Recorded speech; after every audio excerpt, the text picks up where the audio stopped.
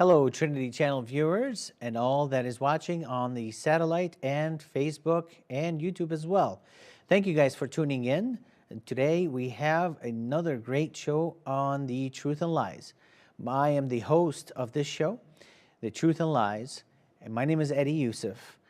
So on today's topic, we'll be discussing the scientific proofs of the Quran, or is there scientific proofs in the Quran? So the phone number to call here is 248-416-1300. The phone lines will open in about 15 to 20 minutes. We will take the first 15 to 20 minutes talking about some of the things, some of the scientific proofs that are available for us in the Quran. Of course, we will be on the Christian side debunking them, and we have with us Ahmed Nadir, who will, on his Islamic side, try to prove them or make sure that they exist. Also, via Skype, we have with us Brother Jay Smith.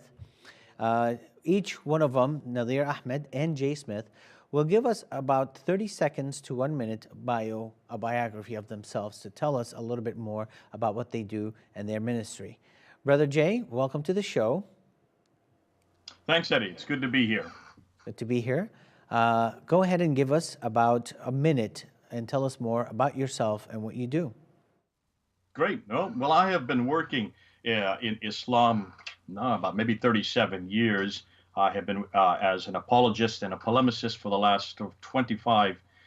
I am now in the United States. I was 25 years in Britain, and that's where I would engage with Muslims weekly at Speaker's Corner, getting up on the ladder, taking on sometimes hundreds of Muslims at a time. It was fun. It was great. Now I'm back in the States. I'm not retired. People don't think I'm retired. I don't know why people do. But I'm still engaging with Islam, as I'm doing tonight with Nadir Ahmed. This is the first time I've ever met him, first time I've ever engaged with him. So I'm looking forward to this time, the next hour and a half at least. Nadir Ahmed, thank you for being with us via Skype as well. Go ahead and tell us a little bit more about yourself and tell us more about you and what you do. Sure. So my name is Nadir Ahmed, and I've researched a lot of the claims for the miraculous nature of the Quran. And I've come to the conclusion that the Quran is indeed a scientific miracle, but not only myself, but many other people as well.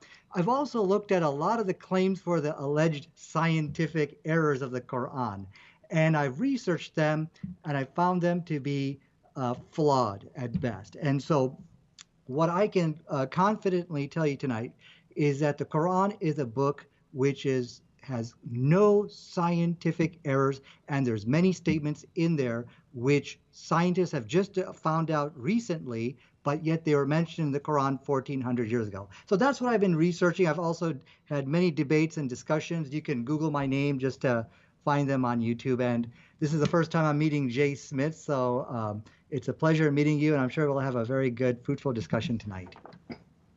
All right. Well, thank you for sharing that. Now, before we get started, let's go ahead and share with us, with the viewers as well, and with the panelists, the time frame. Each one of us will have 4 minutes to speak. I, as a Christian, and Brother Jay, as a Christian, 4 minutes for me, 4 minutes for him. That would equal up to 8 minutes for Brother Nadir. And he will either share what he has to say or debunk what we are trying to say. And we'll keep everything on track as far as the topic goes. If any one of us tends to get off the topic, I will politely call you back to the topic at hand. Now, we'll come to Brother Nadir. On the last episode, or maybe the previous episode before that, Brother Nadir, I remember that you made a statement about Jay. And we invited Jay here per your request, because on that show, if you'd watch it again, you stated that you'd want him to come on the show so that you can discuss these things with him. So before we even get into the science of the Quran, why don't you go ahead and tell us a little bit more about that? Because I believe that you stated that Brother Jay had quoted or said that he had read or said that the Bible is corrupt. So let's go ahead and talk about that for a minute, Brother Nadir. Sure. That was inside the Shabir Ali debate. in which he went over the actual corruption of the Bible. J. Smith actually pointed out John chapter 8, verses 1 through 11, which he believes is not an authentic part of the New Testament. He talked about how the Bible was changed in that debate. And it's online for you to watch. Let's go ahead and give Brother Jay a chance to respond to this and provide a defense of himself. Actually, Nadir, you've done a whole video on just this very thing. I went and looked at it today, and I was fascinated. You quote me from October 15th, 2006. That's 13 years ago, where I said the video called "Is the Bible Corrupt?" And you put a clip on there for a few seconds of me saying that Muslims claim that we have corrupted the Bible, that we have changed, added, manipulated, and that we have taken it away. And then you're claiming that somehow in 2014, I changed my mind and I came out in 2014 with Shabir Ali saying, oh, actually, there are about 40 verses that probably are not found in the original Greek manuscript. And I referred to Mark chapter 16, verse 9 to 20. It's actually John chapter 7, verse 53 to John 8, 11. And it's 1 John chapter 5, verse 7. And you say, so either Jay is lying or he has changed his mind. Go back to that video again and look at the clip that you actually put in your video, Nadir. I don't say, very clear, it's not saying that I'm claiming that it was corrupted in that video. I'm saying Muslims claim we have corrupted it. And then I go right into and say, Muslims, be careful. If you watch the rest of the video, be careful about claiming that, because you're going to have to go back to your own Quran. You're going to have to go back to this book. You're going to have to go back to Surah 10, ayah 94, chapter 21, verse 7, chapter 4, verse 136, chapter 5, verse 46 and 47, and also verse 68, which says over and over and over again that the Bible is not corrupt. Be careful of what you claim, Muslims. That's what the whole video was about. Now, what you didn't do also, you didn't go back and look at the very next month. If you look at another video I put up on November 17th, 2006, almost a month after the video you're quoting, that whole video is on those variants. I talk about those variants. Why did you look at that video? I referred to Mark 16, verse 9 to 20. This is in 2006 I did this. I referred to John 7, 53 to 8, 11. I referred to 1 John chapter 5. Go back and look at your material before you start saying that I have lied or that I have changed my mind or that I'm not honest. Please, please, please, don't quote that anymore. Now, and what I would like you to do, Nadir, so now you have seen that you have misquoted me, you have misquoted that video, you have basically besmirched my name. I want you now to go put up another video after today saying that you were wrong, that you actually misquoted me on that video, that I did not change my mind between 2006 and 2014. I have always said that there are these variants. We are very transparent about that. What I said to Shabir Ali and everybody else there in the debate in 2014 was nothing new. You should have known that. Be careful what you throw at me, because I'm going to throw it right back at you. But I really would like you now to go and correct that. And also tell your viewers that you were incorrect on that video. Would you do that, please, for me now?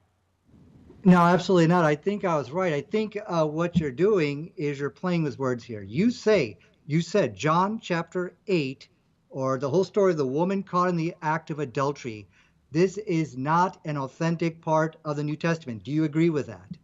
Absolutely. We don't know if it is or not. I have no idea. What we're saying is not found in the earliest Greek manuscripts. Okay, it's my turn. But It's my I've turn been to saying talk, that Jay. since 2006. Where have I changed my mind on that? Brother Jay, you asked the question. Let him answer it. Go ahead and answer it, Brother Nadir, and then we can get into the topic. Let's get to the topic. I understand. No, before we go on, please, before Eddie, are you aware of the fact I've always said this? Are you aware of the fact that I said it a month even after that debate you're quoting? Nadir, what's new here? Why are you making these videos saying that I've lied?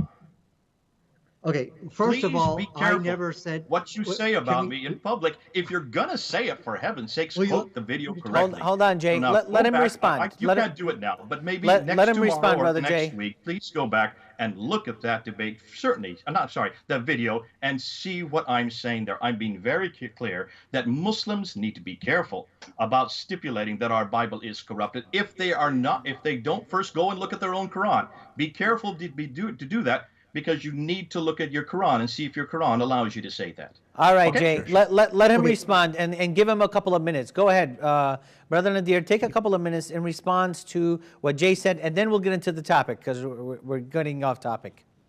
Yeah.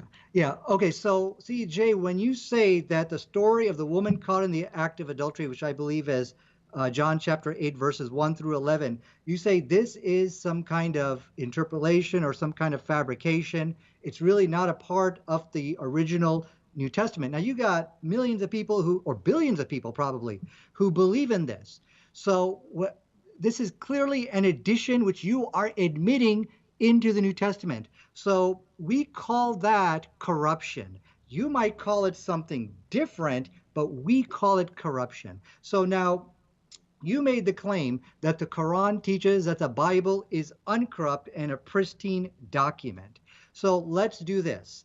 I really want to get onto the topic of science today, but I will challenge you for a discussion on that very topic, what the Quran says about the Bible, corrupt or uncorrupt.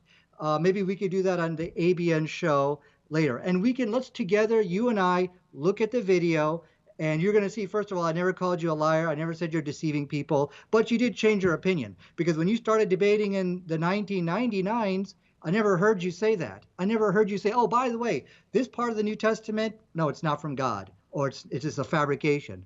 But you did your research, you did your studies, and now you change your opinion. We're like, oh, okay, yeah, there are portions of the New Testament which really don't belong there. Okay, so we can do in the Bible, all this stuff, we can do it, but let's get to the topic of the scientific miracles, if without further ado. Is everyone okay with that?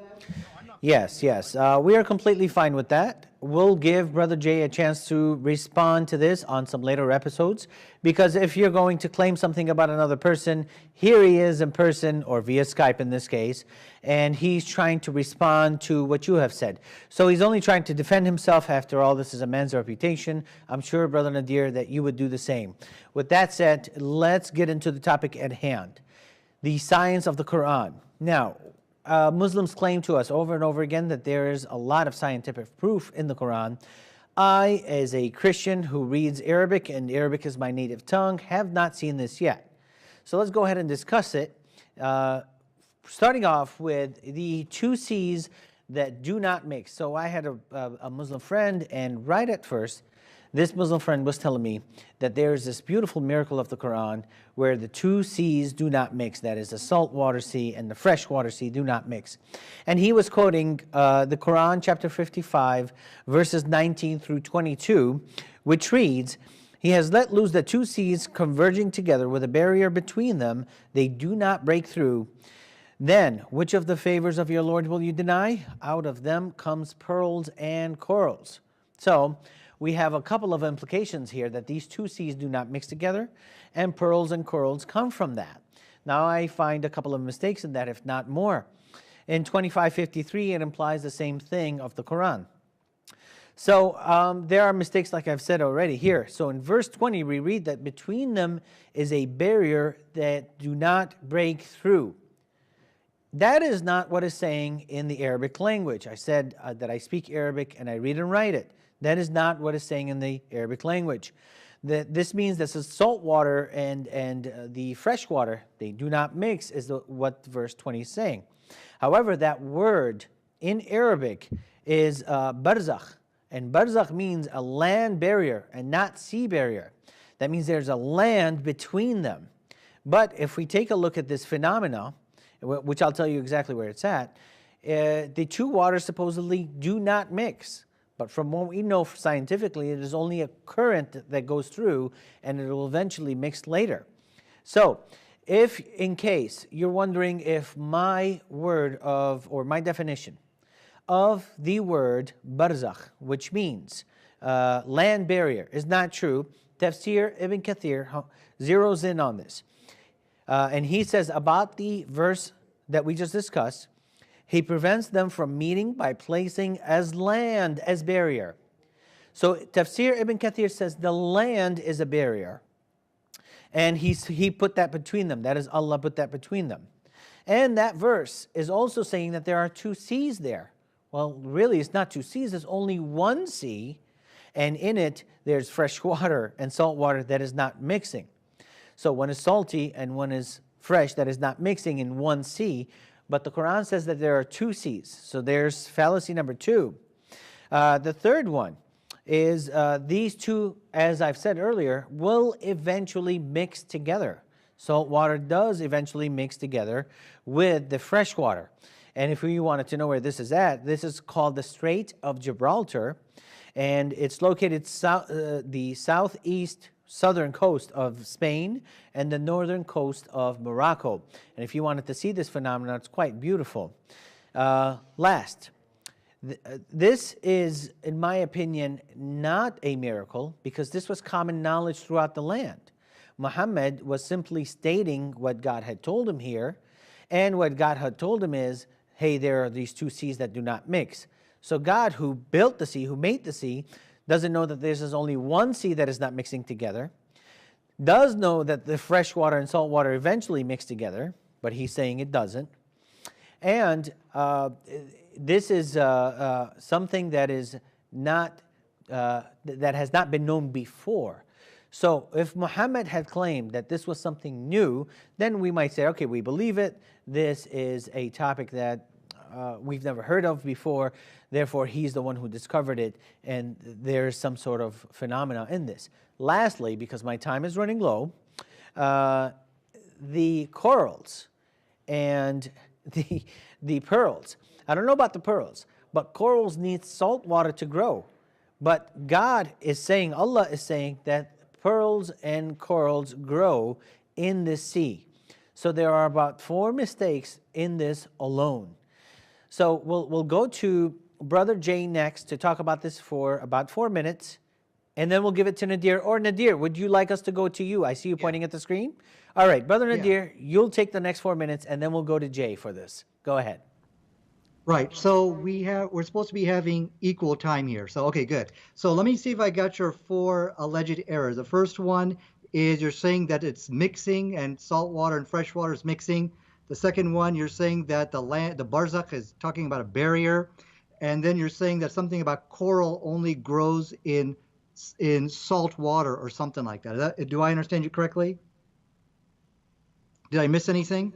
You've missed one thing, which was this was not a miracle because it was common knowledge. It was known to the people before Muhammad.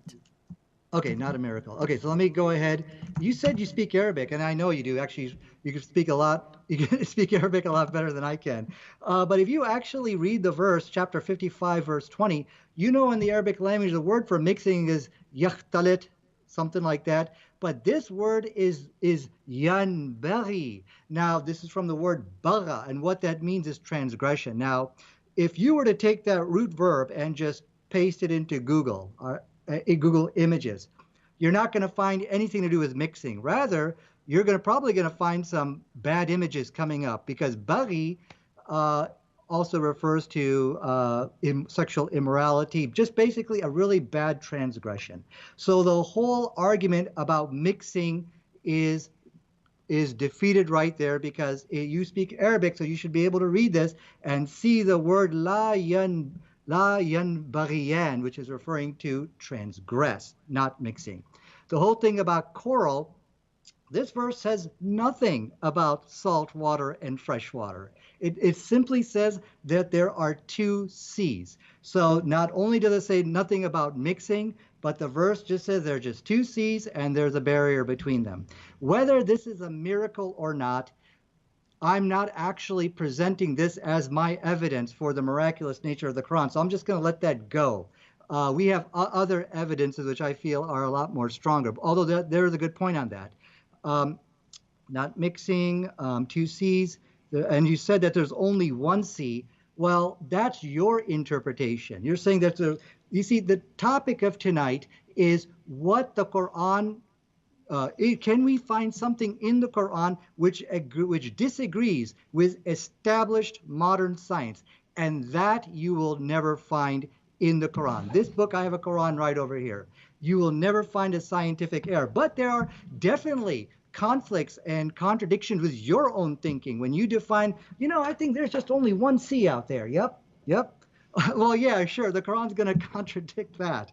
There's no question about that. So your whole claim to scientific error just falls to pieces right here. So I got a minute and 30 seconds left. So let me tell you why the Quran, what is the evidence for the Quran being miraculous? Number one, there are statements in the Quran which scientists have only discovered today, yet they were mentioned 1400 years ago inside the book. That's number one.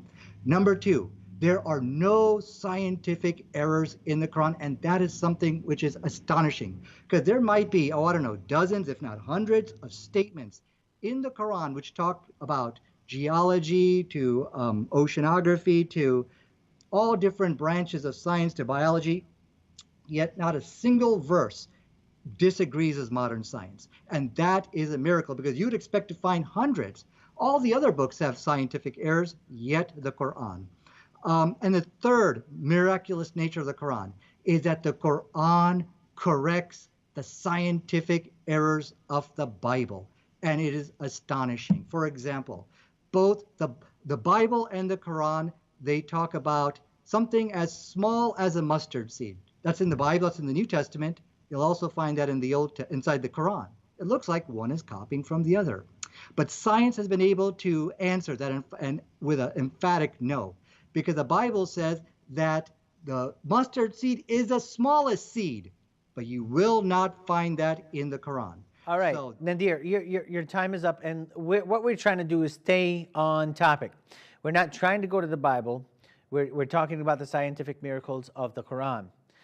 So for the mustard seed that Jesus is mentioning for the Palestinians, and majority of them were farmers, they would know that this is the smallest of all seeds that they know in their world, obviously, because there is a geographical, historical context.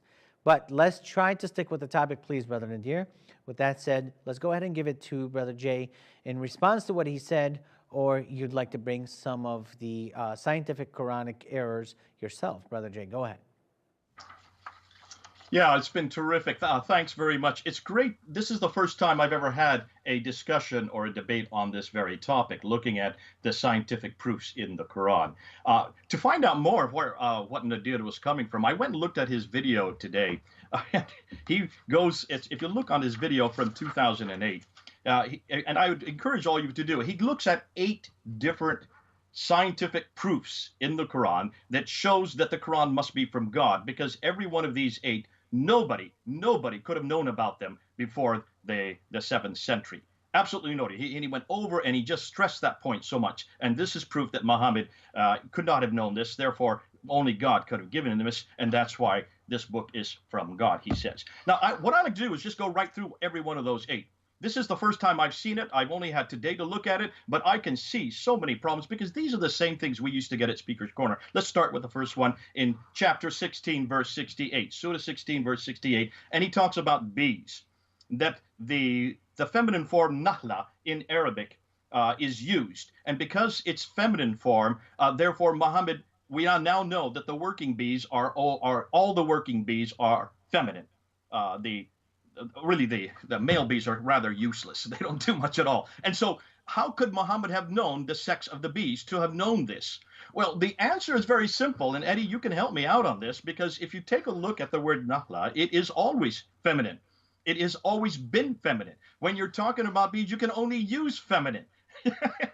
If you're bringing in a human into it, then you bring it into the masculine. But because of the fact it's bees, it will always remain feminine. So this is nothing a miracle. It's the only thing that, not Muhammad. I don't think Muhammad had anything to do with the Quran. We can get into that in another debate. Whoever wrote the Quran using proper Arabic would have only used this one word. This is not a miracle. Listen, in Isaiah chapter 7, verse 18, you also find that bees are referred to there, and they are devora. That is also feminine.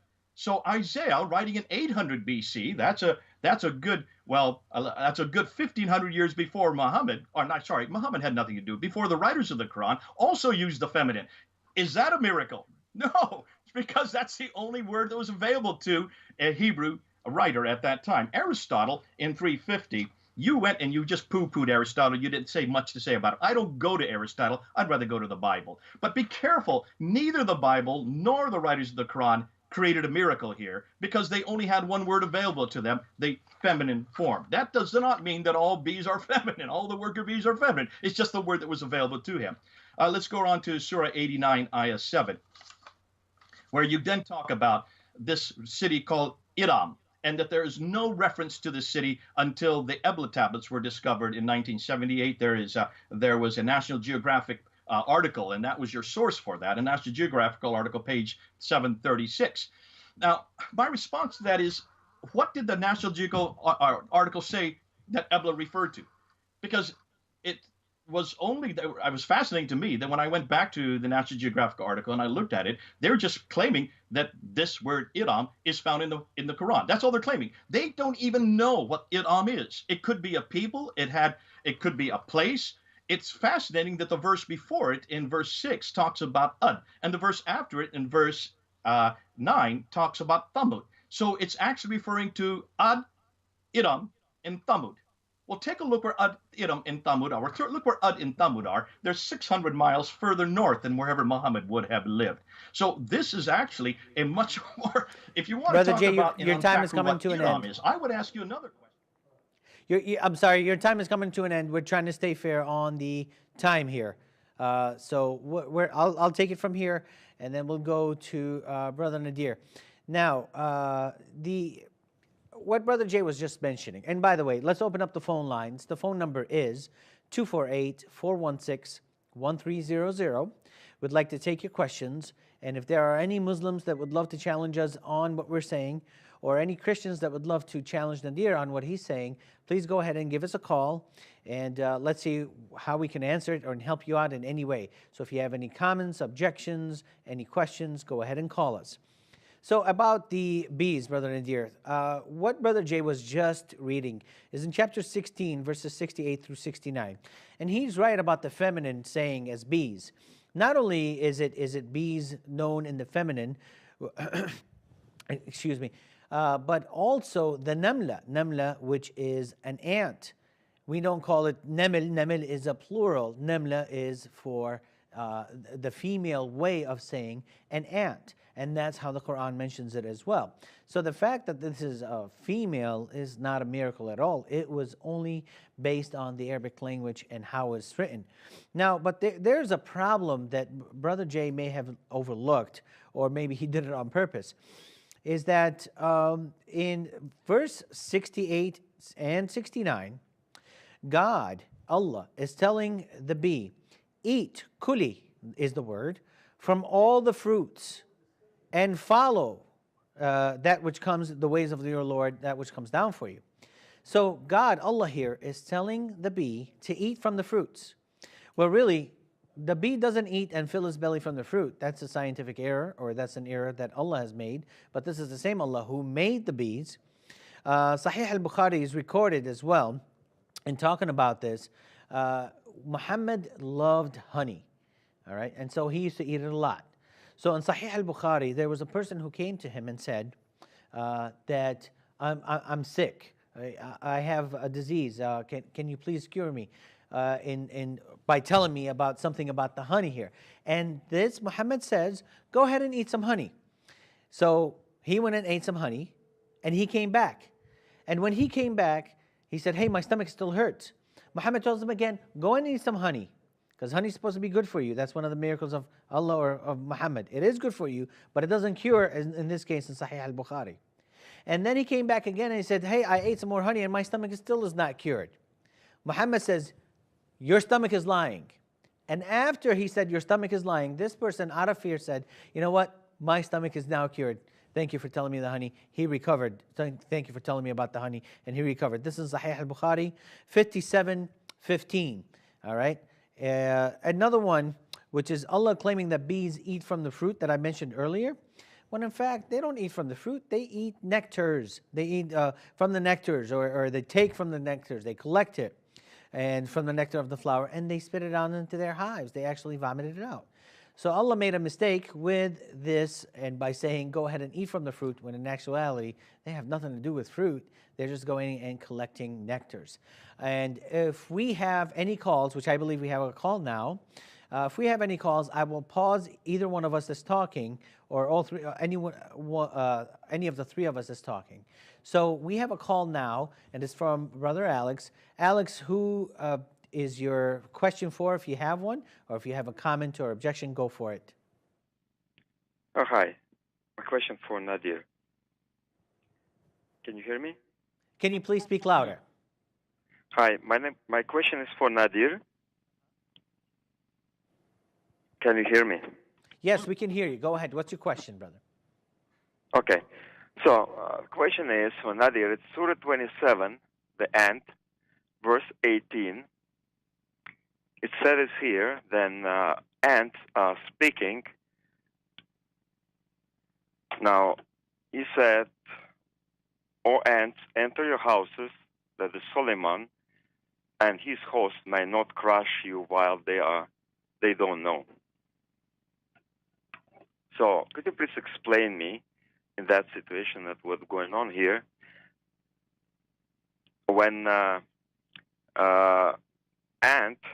we have a situation when Allah gives Solomon opportunity to understand the norm, and to that miracle, Solomon was able to understand what the ant is normally talking, and they're talking about the human issues. They talking about what's going on in Israel. They're talking about what's going on in Jerusalem. The ant was able to recognize King of Israel. He recognized that his name is Solomon. He recognized the army behind him, and he's communicating this information to his whatever ants in the ant house. So, thank you, Brother Alex, for your question. Brother Nadir, did you hear the question clearly, or should I quote to you the passage that he's talking about, 27, 18, and 19? I heard the question. So you guys took about almost 7 minutes there. I have to respond now to Jay, and I got to also respond to you. And I think we agreed that we were going to have equal time in this discussion. So Eddie, I'll just ask that you please keep track of the time. Now, I think one of the problems here is, Jay, you're going back to some debate I had on 2008, and that's fine. We can definitely talk about that. But the evidence which I am presenting today for the miraculous nature of the Qur'an, and this is not off topic, this is a miracle, I'll explain it to you, show you how it's relevant, is that if you look at the scientific errors in the Bible, why are they not in the Quran? Like, for example, the mustard seed. So we find this time and time again where if Muhammad is not a true prophet, that means he was copying from the Bible. It has to be, because they talk about the same thing. But take example for that mustard seed. If he was copying that analogy, the Bible says, and this is the smallest seed, or I'm sorry, it's as small as a mustard seed. And the Quran says, and here's as small as a mustard seed. It's clear one book is copying from the other if Muhammad is not a true prophet. But the fact that the scientific error that the mustard seed is the smallest seed which you plant in the ground, that's missing from the Quran. That's the miracle I'm presenting to you of why we say the Quran is a scientific miracle. Now, that's just one. You can say, okay, Muhammad got lucky. That's fine. But when we see a continuous chain of this, okay, of the scientific errors being omitted, we got to start asking that question. But so we're going to ask Jay Smith to comment on that just a second, but let me go to Eddie, and it looks like I'm debating both of you here, and that's fine. Eddie, you said that bees don't eat fruit. Let me ask you a question. Did you ever Google that? Do bees eat fruit? Just a quick yes or no question. Yes, I've Googled it. Okay, because I've Googled it, and I actually got pictures of bees eating fruit. Bees do eat fruit. If you like, I can share my desktop, and we can Google together if you like. So, and this is the astonishing nature of the Quran. Now, there's been a lot of discussion of that the nummal, or the insects are female by nature of the Quran. That's right, that's fine. But the miracle is you got this female bee, but you ascribe, and let's say insects are always female. Almost all the time they're female. That's fine. But you ascribe the correct role to that female bee. So there's a huge probability of getting this wrong. So now let's read the verse together, and let's see how many scientifically correct statements we're going to find in there. It says, and your Lord inspired the bee to take yourself among the mountains, houses, and among the trees. So which is the bee which leaves the actual hive? It's a female bee. There you go. It gave the right role. So the bee female is constant. That's fine, but ascribe the right role. Then it goes on. Then eat from all the fruits. Do bees eat fruit? Absolutely. If you like, I can share my desktop and we can do that Google search. There's pictures of them eating grapes and rotten fruit everywhere. Number two, and then emerges from their bellies a drink. Wait a second. Does honey come from their bellies? Today, science has confirmed honey does come from the bellies. So, and they actually, it's called a bee stomach, I believe is what they call it. There's like two different stomachs, and one's called the bee tummy. And that's where the honey comes from. So now we're at 3. And in it is a healing for the people. So this talking about that there is shifa, there is a healing in honey. Now that was known by many different peoples of the past. So the issue that you got that in there is not a big deal. But what is a big deal?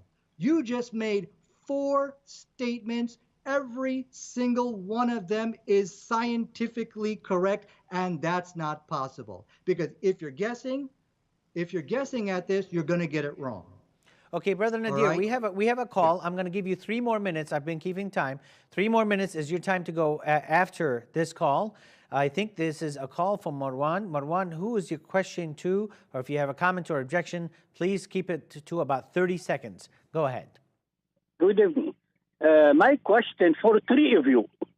Okay, my question is, the Quran in your hand is Quran Osman bin Affan. And Osman bin Affan, he burned about 7, 8, 10 maybe Quran.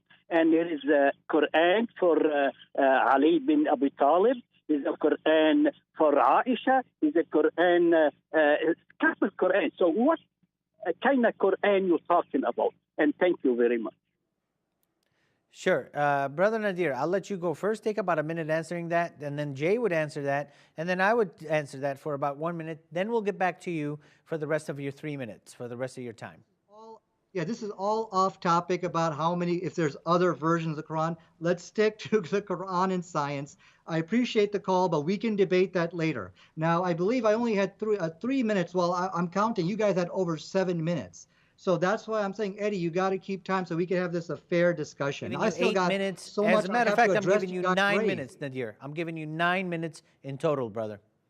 Let's start keeping time. 4 minutes, 4 minutes. So let me do my 4 minutes and then give each person a fair amount of time. Okay, so now, let me start my little clock here. Okay, so this is 4 scientifically correct statements. You cannot make in the desert 4 scientifically correct statements without any scientific error. That's not possible, okay? Now, some people may say, okay, well, honey was known, maybe by different groups of people back then. Well, yeah, that's true. But if Muhammad is copying from some other source, that's a very dumb thing to do because you're going to get caught. You're going to copy those scientific errors into your book. No man can make 4 scientifically correct statements. Number 1, the female bee leaves the house. Bees eat fruit, which even I didn't know that. You didn't know that, Eddie. 95% of the world don't even know that today. Yet the Quran was right. And that the honey comes from the bellies, and we know there's a honey stomach now, and that there's a healing in honey for the people. No. You cannot tatabio, meaning one after the other, making scientifically correct statements like that. I don't care if it's if you think, oh, well, maybe he observed it. If you're observing, you're going to make an error of a ratio of 10 to 1. 10 scientific errors for 1 true statement. This statement has ended the debate. You cannot do that. So in my remaining few minutes, that actually wasn't my miracle, which I'm presenting today. The miracle is this. Look, you have to agree if Muhammad is not a true prophet, then he copied from the Bible because the stuff is so similar. Like, for example, in Mark chapter 4, verse 30, it says, the kingdom of God is like a mustard seed, which is the smallest seed you plant in the ground. That's the words of Jesus. But this is scientifically incorrect. We now know that the orchid is actually, Well, there's many other seeds which are smaller. Orchid is an example of one. Now, let's read the Quran, and astonishingly, we find the same mustard seed example. But guess what we don't find? We don't find the scientific error that it is the smallest seed that you plant into the ground. That is not inside the Quran. So the question I have for Jay Smith, how do you explain this? Number one, if Muhammad was copying from the Bible, then why didn't he copy that scientific error? You could say he got lucky. Okay, I can accept that, but we're going to see this luck is going to strike again very quickly. And how do you explain the scientific error in your book, which is the Holy Bible? Now, let me get to the issue of ant speaking. There's no contradiction of science over there. What scientist is going to look at that statement about ants communicating or speaking and say, oh my God, this is all contradicting science? There's never been a scientist who has ever said that. Now, please keep in mind, for over the last 25 years now, internet trolls, pundits, and people who have been paid to attack the Quran, they've been knocking on the doors of scientists, getting them to look at this verse and say, hey, disagree with this. And today, not a single scientist would ever waste their time with it.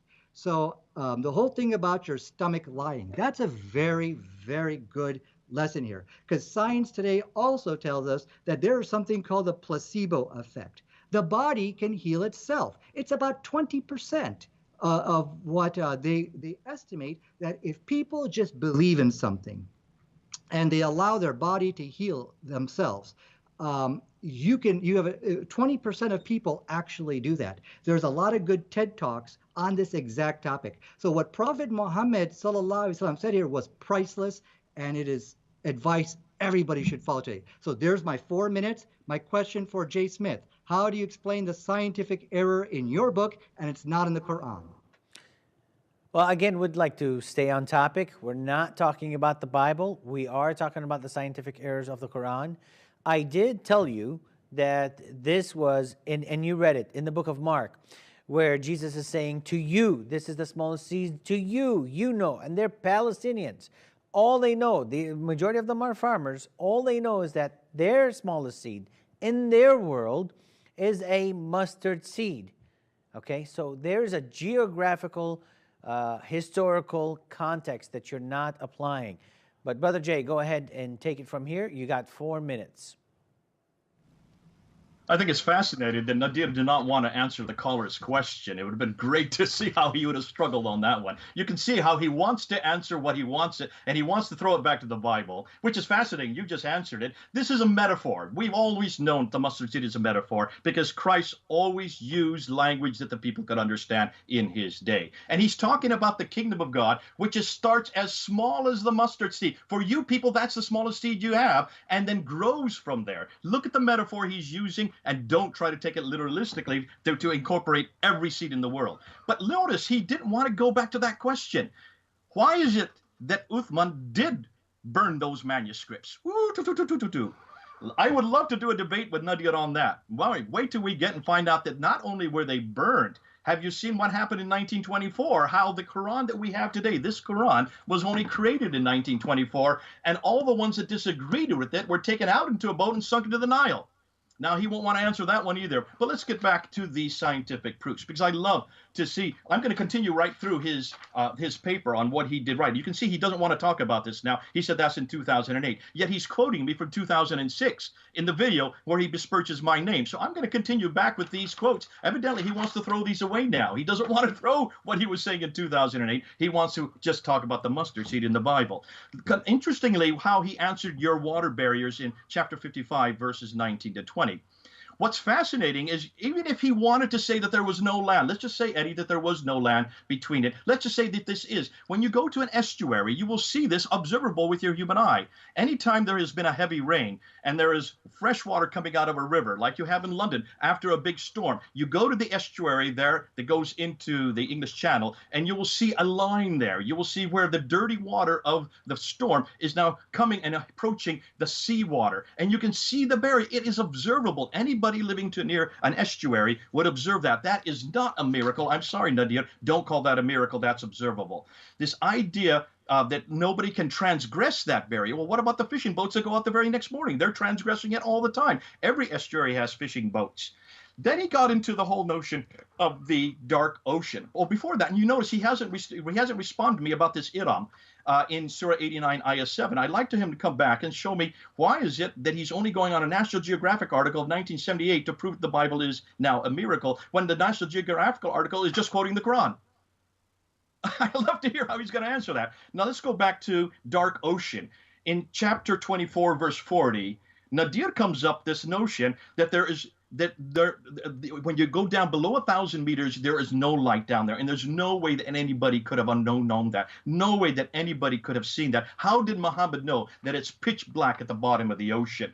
I wish you had done a little bit more homework on that, Nadir. Actually, it's quite well known. It was well known in the 2nd century. You have Rabbi Meir, who actually refers to the fact that Jonah and the story of Jonah, the whale went so deep that he had to use lights from his eyes. Now, he was saying it was like he would have to use lights from his eye to be able to see where he's going. It is so dark, it's pitch black down there. This was also repeated by Tarfon in the 2nd century, and it was then edited by Pirkei de Rabbi Eliezer, which is fascinating because these do predate the Quran by 5 centuries. I would even say 6 centuries, but we won't get into that debate tonight because that's one I can see you can't handle because you don't want to even talk about what that poor man who asked you that question earlier.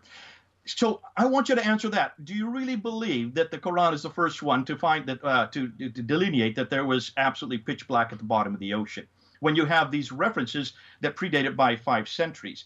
I also want to talk about your idea that Jerusalem is the lowest center the lowest point on the earth. Do you really believe Jerusalem is the lowest point on the earth, as you said in your video in Surah 30, Ayah 20, Surah 30, Ayah 2? Your time is done, Brother Jay. Let's go ahead, and I will take the next 4 minutes, and then we will go to Brother Nadir for 8 minutes. We're just trying to keep track of time. Once again, I want to remind the callers to call us at 248-416-1300. And Brother Marwan's question was actually good in dealing with this topic because we have 114 chapters today, but before it was 116. Before that, it was 111. I mean, which one is it? There are missing verses. The breastfeeding of 10 times and then reduced to 5 times. The stoning of the adulterous women. So there are a lot of verses that are missing, and we know that from the hadith. But back to the ants, which I love so much that I think Alex had mentioned. In 27:18 through 19, at length, here's what I'm going to read, at length from the Quran, when they came to the valleys of the ants, one of the ants said, "O ye ants, get into your habitations, let Solomon and his hosts crush you underfoot without knowing it." How did that ant know, as the caller said, that this was Solomon? How did that ant communicate, since they only communicate with pheromones and chemical smells? How is this a miracle? To what purpose is this serving? I mean, to know that the animal speaks? I mean, this is only in one ant. How is it only this one ant that spoke, and there were like thousands of ants if they are right within their inhabitation, as the Quran is saying? Not only that, if you read that chapter, maybe 2 verses before, like for an example, in verse 17, mentions that Solomon had soldiers of jinns, of men, and of birds, and they were all marching in rows. Jinns are demons, like the shaitans, men and birds. So here, if jinn is evil, Solomon had them as soldiers. So that must mean that Solomon controls evilness. We must exercise Solomon. Verse 19 says the Hopi bird, which in Arabic is al-hudhud, he's missing, right? And he's missing, and Solomon notices that this bird, which I have no idea how he notices, that this bird is missing, and he's saying that his punishment will be severe if he's not here, or if he doesn't show up, in verse 22. And then the bird shows up all of a sudden, and the bird has this amazing intelligence. He finds this woman that had a great throne, and she was a great ruler, and he's telling him everything about this woman.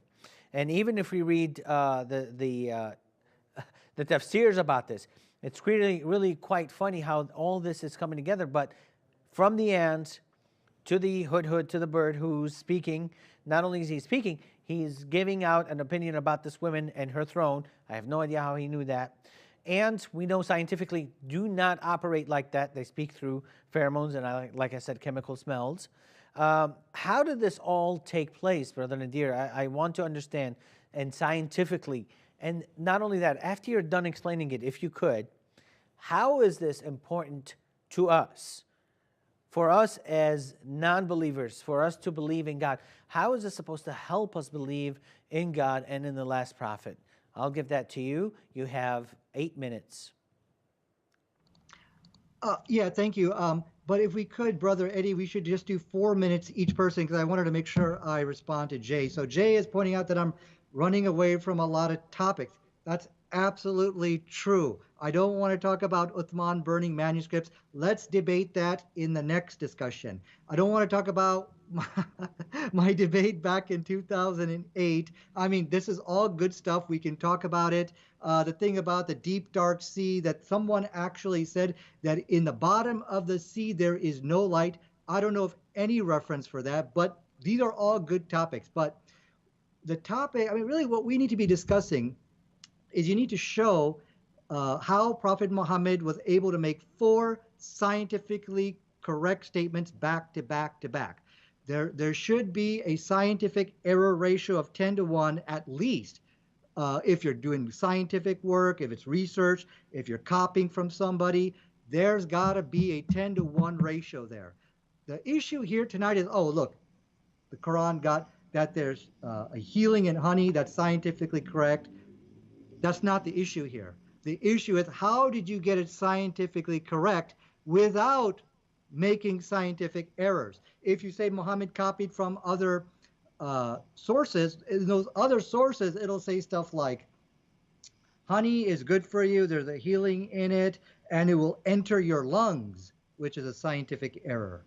You see, this is my point. If Muhammad is copying this stuff, how is it that there's no scientific errors? The whole thing about ants communicating with pheromones and chemicals, the Quran doesn't deny this. Okay, what we are speaking about here with the whole story of Solomon, we are talking about a miracle which God did for Solomon.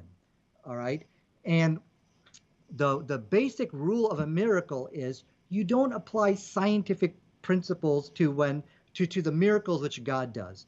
Because it's like, okay, let's say a man was raised from the dead. Well, how could that be possible? How can that scientifically be possible? Well, you can't answer that because by definition of a miracle, it's inexplicable by the laws of nature. You don't apply science to that. But anyways, there is nothing which negates the fact that ants communicate with pheromones or something else or anything like that. So there's no scientific contradiction there. You brought up a lot of irrelevant issues, Brother Eddie. Like there are things which are quite funny inside the Quran. Well, saying that the mustard seed is the smallest seed is actually can be ridiculed as well, Brother Eddie. So I think you need to look at your own book first here. You ask questions like, how is this important to us? We can definitely talk about it. It's talking about the great majesty and the kingdom which God bestowed Solomon and the significance of that, but that's off topic. The miracle which I'm presenting for you guys tonight, take it or leave it. You got these scientific errors in the Bible. Why are they not in the Quran? Now, you guys did raise a good point. You said this is a seed which you did take up 5 minutes, Brother Nadir. You did take up 5 minutes, and we do have a caller. His name is Ijaz. Ijaz, go ahead. Who is your question to, if you have one, or if you have any comment or objection, who is it towards? Take 30 seconds, please. Thank you. My question is towards Brother Nadir Ahmed. Assalamu alaikum. And for the charlatan J. Smith. The Bible in Matthew chapter 13, verse 32 says, Ho mikrot one, men estin panton ton spermaton, which means the smallest of all the seeds in the Greek. How does Brother Nadir Ahmed coalesce this with what the Quran says in Surah 95, Ayah 1, where it speaks of the hepatoprotective effects of olive oil with the fig and date palm fruits, where it strengthens people that are weak with chemotherapy. On the one hand, you have the Quran giving you scientific evidence for something which heals you, and on the other hand, you have a major blunder In the New Testament, we got in Pantone, that's Greek for all the seeds. Thank you. Have a good night. Okay. Thank you for that. I think this was a praise report in 95:1 by the fig and the olive. This is where Allah is swearing by the fig and the olive. I didn't understand the rest of his question because it was hard to hear. So maybe through the Trinity Channel app that we have on Facebook, you can post your question there, and then we can read it and see what it's about. But I'll go ahead and give it to Brother Jay since Nadir's time is out. Go ahead, Dr. J, and take 4 minutes discussing whatever you'd like about the topic. Yeah, I'd just like to answer Ijaz very quickly. I don't think Ijaz was listening when we said this is a metaphor, therefore do not try to put a literalistic interpretation on the mustard seed. About his reference in Surah 95, Ayah 1, the fig, the olive, and the by Mount Sinai, by the city of security, and according to my Quran, that says Mecca. Boy, I'd like to hear Ijaz try to understand that there was no Mecca at the time the Quran was written. There was no Mecca, I'm sorry, at the time that Muhammad was living. There was no Mecca at the time of Uthman that we know of. The earliest reference we have for a city called Mecca is not till 741. Muhammad died in 632. How does he answer that? I'd love to know. This is Ijaz Ahmed, who is from Trinidad, who was supposed to have debated me, I understand, back in Hong Kong in November. Now, let's go back and let's continue with what I'm saying. Nadir asked, and he said, where are there any errors in this story about the bees? I'll give you two right now. Just look and see. It says it must go and eat fruit. Now, I want anybody who's listening, some bees can eat fruit. That's true. But is that what bees eat, or do bees eat the nectar from the flowers? So already there is one error. If that's the only thing that the Quran says the bees eat is fruit. Now, I'm taking your same logic and putting it right against you, Nadir. You're taking a little bit and you're expanding upon it. I'm taking a little bit and expanding it upon as well. So what you're saying is the Quran does not realize that actually bees don't eat fruit normally. They can, but they normally eat the nectar from flowers. There's the first error. The second error is that this honey that is produced comes from the stomach of the bee. I want anybody to look and just Google this. I just Googled it. Everyone that I Googled said that honey comes from the honeycomb that is brought by the bees into the honeycomb from the nectar of the flowers. It does not come from the bee's stomach. That is a metaphor again about the honey stomach. It is not produced there. So I would love to know where Nadir thinks that this is a real error. This is a glaring error. Now let's continue on, because I would love to get through these things that Nadir now wants to run away from. He still hasn't answered the question about the dark ocean. Please answer that in Surah 24, Ayah 40. How is it that the Quran is a miracle because it knows that there's darkness at the bottom of the ocean? You said you don't know who this Rabbi Meir is and Rabbi Tarfon is. They're from the 2nd century. If they could know this in the 2nd century, this was nothing new. It was nothing new. Therefore, even those who wrote the Quran would know that it's dark. Anybody who swims, I don't know if you swim or not, Nadir. I have swum many times in the ocean. The deeper you go, the darker it gets. It also gets very much pressure. That is observation. That is just logic, that it gets darker the deeper you go. Let me go to Surah 30, Ayah 2. This is another one I want to hear Nadir try to answer. But please answer about these things with the bee. Please answer about the dark ocean. Now please answer chapter 30, verse 2. Which talks, and you said very clearly in your video that the Romans the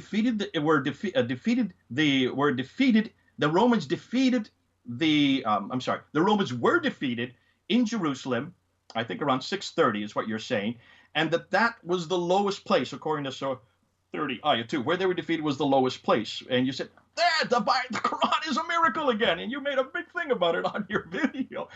The lowest place on earth is not Jerusalem. It's actually quite a bit higher than the Dead Sea. That is the lowest place. That is 33 kilometers away.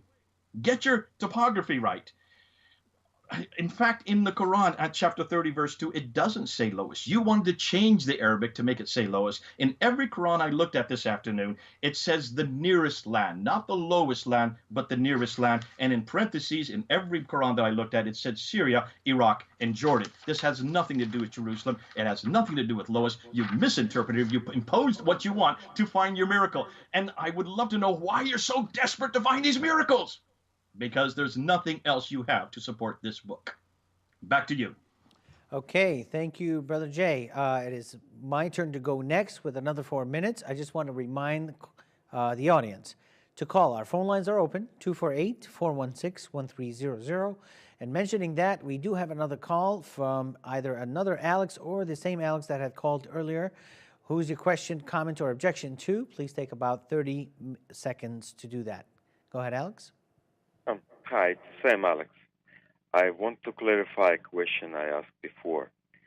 I asked Nadir about the miracle of talking ant, and the Quran is very specific here. It said that the miracle was that Solomon was able to understand normal talk of an ant. An ant is talking logically. An ant is talking like humanly. Do you think, Nadir, that an ant outside of your house knows you by name, could recognize your face, and could tell difference between you and your neighbor? That's what exactly Quran is implying. So that he calls miracle of the Quran, scientific miracle of the Quran, that's big, very big question. Could you please talk about it? Thank you. Thank you. Brother Nadir, take about 1 minute to answer that, please. And then we have another call right after, and then we'll get back to the topic at hand. Go ahead, Brother Nadir.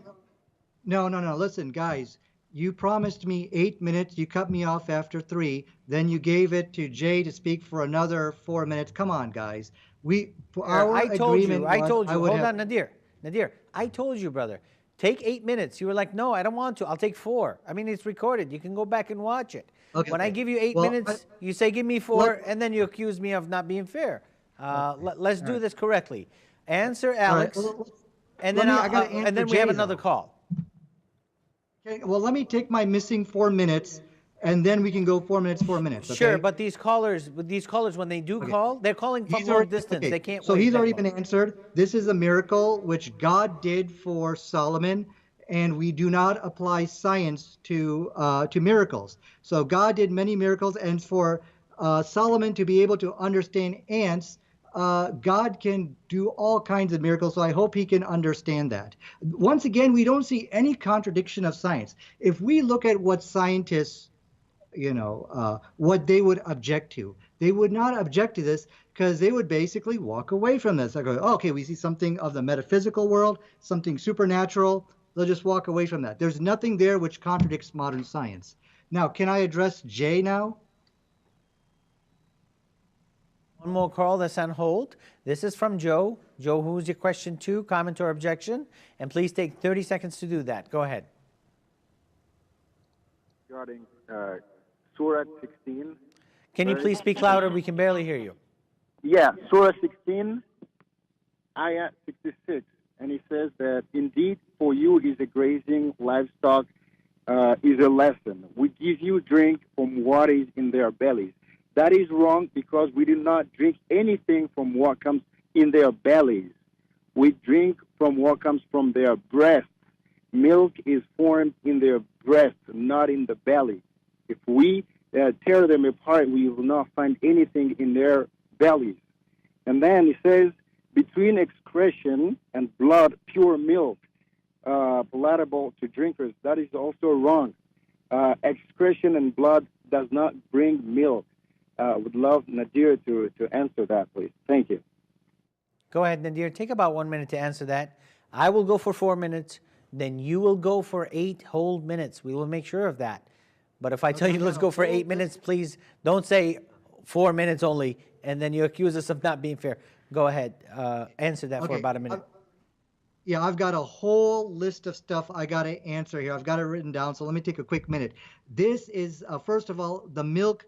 The caller actually has a scientific error. The milk doesn't come from the breast, okay? It comes from the udder. So basically how milk formed is exactly like what we see here in the Quran. First of all, they eat their chud, it goes to their stomach, and then it goes to the intestines. Remember, the Quran said between the farts, which is like excretion, it goes through the intestine, and then it goes into the bloodstream, and from the bloodstream it goes to the udder. Now the Quran said it's between the farth, which is like the excretion, and the blood.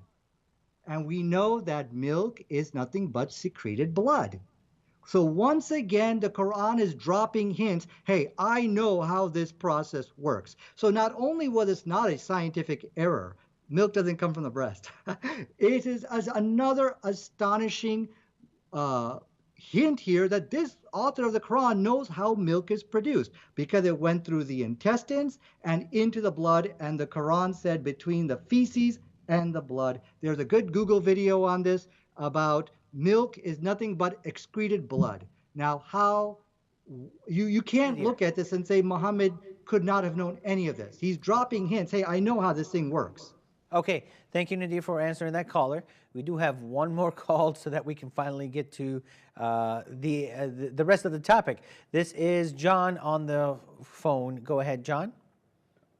Yes, I was just calling because the one miracle that it seems is being presented is the one that has to do with the bees. That's the one that's been brought up a couple times, and the stomach and so on and so forth. So I did go ahead and Google it, and it does say something about a stomach, but it's really not the stomach. It does say here, for when I'm looking at that, the nectar never gets into the bee's digestive system, which would be a stomach, but that it is in the esophagus, and then it comes back from there. So if it's being alleged that the Quran actually said that it is in the stomach of the bee, that would be incorrect scientifically. So that is a scientific error.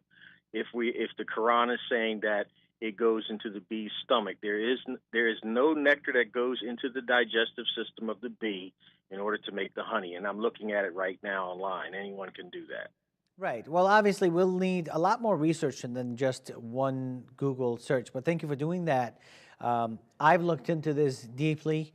I don't agree with Brother Nadir, and I wish we had more time to discuss this, but let's move on. The next topic that we'll talk about is the shooting stars. Every time you see a shooting star, this is God shooting at a demon who's trying to creep into heaven to gain some intelligence or some information. This is from chapter 72, verse 8 and 9. But before that, chapter 37, verses 6 through 10, we have indeed adorned the Lord heaven with beauty and stars, and for guard against every defiant devil, so that they cannot hear the highest assembly, but be cast away from every side. Repulsed, there is the perpetual torment, and so on. The spirits, al-jinn, here is mentioned in 72, verses 8 through 9. But a jinn is speaking and says, "We pried into heaven, and we have found it. We found it full of strong guards and meteors, and we used to sit near it, perched for hearing. But he who listens now will find a flaming fire and wait for him." So these is where the jinns are going. In 67, verse 5, "And we have adorned the lowest heaven with lamps, and we have made them missiles." So these lamps are missiles. It's not the case in Arabic, by the way, but I don't have much time to get into that. "For the devils, and for them were prepared the punishment of fire." So over and over again, the Quran is talking about this fire that is being shot at heavens, at jinns or demons that are trying to work their way in. "It is we who have set out the zodiac in the heaven and adorned it for beholders, and we have guarded it from every cursed devil," stone, Satan, "except he who steals hearing, he who steals a hearing, and a clear flaming fire pursues him." So when you see a shooting star, it's because a demon went over there and heard something, and God wasn't paying attention because he was watching TV. He was watching Law and Order because that's his favorite show. He turns around and, oh, somebody's trying to steal it. And there's a comet that goes after him and is shooting at him. And when you see a shooting star, that's exactly what's happening. It's shooting after a demon or a devil or a Satan. And it could be either a meteor or a meteorite, which I don't have the time to get into for the sake of time. We'll just get into this after Brother Nadir talks for his 8 minutes as he so badly wanted. And then we'll get into this a little bit further to see what a shooting star actually is. And that's a scientific huge error in the Quran. Brother Nadir, you have 8 minutes. Okay, so let me just start my clock here. You speak Arabic, right, Brother Eddie? I do. Okay, يمكن أن تتكلم لغة عربية ولكن ليس مكتوبة هنا نجوم or najam. Yes. In this verse, let me translate for that for you guys. So that's my Arabic 101 right there. Okay, let me translate for that. Translate that to you guys. When you actually read the verse, there's nothing about a star or a shooting star. It's talking about the lamps. In fact, let me get the verse right in front of me over here. It's and you engaged in mockery of the Quran, which I'm just going to go ahead and let's slide for today, because when we look at the scientific errors of the Bible, those people are going to laugh at that, I think, a lot more than anything to do with the Quran. The word there is from the word misbah, meaning lamp. Okay, that he uses this as a missile. Now, how does this contradict science? Science is going to look at this and say, once again, this is a metaphysical something or another. It does not, they're going to walk away from this. So this is, again, off topic. But now, Jay, you guys have shot a lot of points at me. I'm going to try to address all of them. Jay, you keep going back to my 2008 debate. Like I said, we could talk about that, but let's stick with the topic of the miracle which I am presenting here today. Okay, now you did make a good statement here about the mustard seed. You says, regarding the mustard seed, if Jesus said it's all oh, this is what is known to you in the world, or the smallest seed you have, well, then yeah, you guys are right. Then that's not a scientific error. But I can assure you nothing of that is written in the Bible. So let's read what it says. It says, the kingdom of heaven is like the mustard seed, which a man took and planted in his field. Now check this out, though it is the smallest of all seeds. It is the smallest of all seeds. To you, which you know? No, that's nowhere in the text. So this is a scientific error which you need to answer. And the issue here is not, okay, look, the Bible has scientific errors. I don't care about that. But the issue here tonight is, why don't we find that in the Quran? Now, let us go to another one. Both the Bible and the Quran, they talk about being a virgin is good. Okay, yeah, of course, when you're on your marriage night, being a virgin is a good thing. But the Bible says inside the book of Deuteronomy, chapter 22, verse 17 and 18, and they shall spread the garment before the elders of the city. And it goes on that if the elders of the city shall take the man and chastise him if she doesn't bleed on these bed sheets. It's talking about the virgin blood on the bed sheet. And then they should fine him 100 shekels. So, in fact, let me read verse 17. And behold, he has charged her with a shameful deed, saying, I did not find your daughter a virgin. But the evidence is this, that of the daughter's virginity, that they shall spread the garments on for everybody to take a look, which is like virgin blood on the bed sheet. This is a scientific error. Today, science tells us today there are many virgins who will not bleed on their marriage night because they might not have a hymen. Some women are born without hymens. They do not have, or maybe it's been ruptured through horseback riding or just some kind of strenuous exercise. So now the metaphorical stuff, that didn't work for the mustard seed. It surely is not going to work here. So Jay, I'm going to ask you to renounce Christianity today because you said, no, not my God. My God could never make a scientific error. But what about the Quran? The Quran also says to be a virgin is good. In Surah chapter 66, verse 5, it talks about being virgin is a good thing. But guess what you don't find? You got it. The virginity test. That is nowhere to be found inside all of Hadith or in the Quran. So, okay, Muhammad got lucky on the mustard seed. All right, maybe he got lucky. He didn't copy. It is the smallest seed which you plant in the ground. Fine. But now we see Prophet Muhammad sallallahu alaihi wasallam getting lucky again. The virginity test. This is the blood on the bedsheet blunder. There is nothing on the bedsheet which can determine. There is nothing, period, which can determine a woman's virginity. This is what science tells us today. And guess what you don't find in the Quran? You got it, the virginity test. Number 3, both the Quran and the Bible, they talk about Noah's flood. The Bible speaks about a universal flood.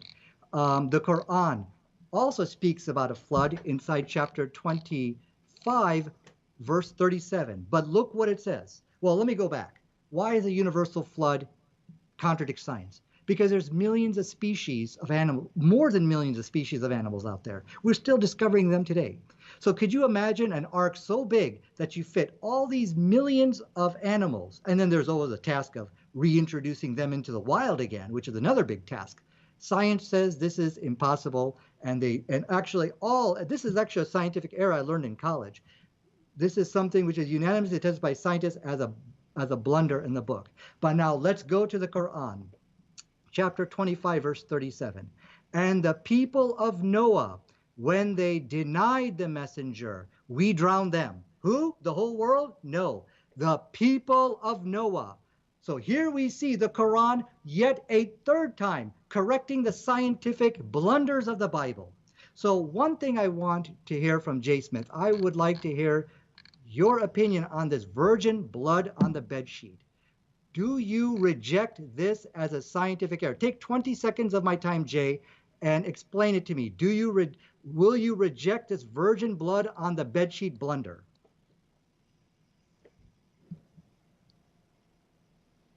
Jay, are you there? Are you asking me that right now? Yes, he wants you to respond, 20-second response. Very simple. This is a test that is used all over the world. I'm not worried about that. It's not a problem for me because that is usually a test that is even done today in most parts of the world, not in the West, of course. We don't do that. I find it fascinating, though, that when he wants to go to the flood account in Surah 25, verse 37, he says because of the fact that it didn't mention the word ark in there, that they were just going to be destroyed, that now he is denying that there was any ark, or that he was denying that there was a universal flood. Is Nadir trying to say that there was no flood now for all of mankind, or is it just a local flood? Is he now trying to say that there was no ark? Is that what he's assuming with chapter 25, verse 37? He's still not answered me on about the flowers and the fruit, about the bees either going to fruit or to flower nectar. He hasn't answered me about the nectar and honey being made in the stomach. He hasn't answered the caller as well. Have you noticed he's completely running away from these questions? So here he's trying to get it back to Deuteronomy, going back to Deuteronomy 17. What's that got to do with tonight's debate? So he's digressing in every possible way so he doesn't have to answer these questions. Please answer these questions, Nadir. Yeah, so that I was going to give you 20 seconds. Okay, I'm sorry, I forgot to answer all the other stuff. But no, you said, okay, wait a second. It's not a test for me. People still use it. Come on, Jay. If people are still doing that, then they're ignorant. And I can't believe you're going to follow the ignorant people of virginity test. This is bonkers. And that's a bonkers in the Bible, which is not in the Quran. Now, let me answer you about the stomach. So I have come prepared tonight with my references. So I will read from you. I believe, in fact, I put it in the text about the honey stomach. What the caller was talking about, he's doing this ad hoc something, and he was barely intelligible about something not entering the digestive system. The Quran never said it did. All the Quran said it comes from their stomach. Now, let me read from you the Guardian article, and can I share my desktop here real quick, you guys? In fact, let me go ahead and hit my little share, just so Jay can read this along with me. It does come from their stomach because, again, look, you guys don't know what I'm talking about to begin with, okay? You're just right now doing quick ad hoc Google searches to win the debate, but that's not going to work. We can't see that, Nadir. It's too small. It's too small? Yeah. Okay, this is from the article which talks about the bees and how they make honey from The Guardian. I put it to you inside the chat text. They store it in what is called the honey stomach, which is different from their food stomach. So like I told you, this is coming from their stomach, and that's what the Quran said. So this is what Science Today, I've given you my link, my article substantiating that. Now, there was also another thing. You're right, I'm not answering a lot because I'm being bombarded with so many points. You said, well, the flower nectar, that's what's normal. The Quran doesn't contradict that. Again, you have not answered, how did Muhammad sallallahu alaihi wasallam get it right 4 times in a row and corrected 3 scientific blunders of the Bible? And Nadir, I'm going to come back to you because I'm not going to let you go. No problem. It seems like, Nadir, it seems like we have lost the video call. We can only hear your voice. I think you went to desktop and did not bring up your picture again. Your video? Yeah. Okay. Sorry about that. Okay. Well, I tell you what. Can you see me now? Yes, and you have about 2 minutes. Okay. Okay. So let me see what else. You're right. There's so much here I'm missing, and I apologize. It's just that I've been bombarded from left and right. Okay. You keep saying. So now you went back and said that the mustard seed, you know, was Not all this again. metaphorical. This is what all false religions try to say to defend the scientific contradictions in their Bible. There's nothing metaphorical about this, okay? There's nothing metaphorical about saying that the mustard seed is the smallest seed which is planted in the ground. But as you can see, Jay Smith is just misleading himself and misleading others on the Bible blunders. But that's not the important here. The question is here, why is that not in the Quran? If Muhammad's copying from that book, believe me, he's going to copy those scientific errors. But I'm not going to let you go on this virgin blood on the bedsheet blunder. You said something, well, I don't do it. Well, whoever does it, that person should be condemned. They are ignorant people. Science today has debunked it. There is nothing on the bedsheet which can determine virginity. It's a myth. It's a folklore. Yet this is what the Bible says. Yet we find no scientific errors in the Quran. Now, Jay, very quickly, did I address all your points on the scientific errors referring to the B verse? Because if you cannot address that, it's over. That's 4 scientifically correct statements. Bees do eat fruit. The honey comes from their stomach. It's the female bee which goes out. And honey, there's a great healing in it. You cannot make 4 scientifically correct statements in the desert, which people even today don't even know. People like the callers, they're like, huh, what? Honey comes from the stomach? Bees eat fruit? Even today, we don't know this stuff. Yet this was mentioned in the Quran 1,400 years ago. So you have to answer that, and you have to answer this blood on the bedsheet blunder in your Bible. Please don't go back to the 2008 debate. We can talk about that later, but address what's being presented Nadir, to your you time is today. up, brother. All right, thank you for that. Nadir, your time is up. Brother Jay, go ahead and in 4 minutes, I guess cram in there as much as you can because we can't really address all these topics. Go ahead, Eddie, may I Dr. ask Jay. a question first about timing. Before you start the time. Yes, go ahead. How much time do we have left in this talk? We have about 7 minutes left, but obviously it will be extended. Is this my last talk? Is this the last thing I'm saying? No, this is not your last chance. We will let you know when the last talk is. Okay, let's go through. It's obvious that he does not want to accept that when in the Quran, it's very clear that when it says to eat fruit, that that's not what that's not what bees do. They mainly get nectar from flower. He doesn't want to accept that. That's fine.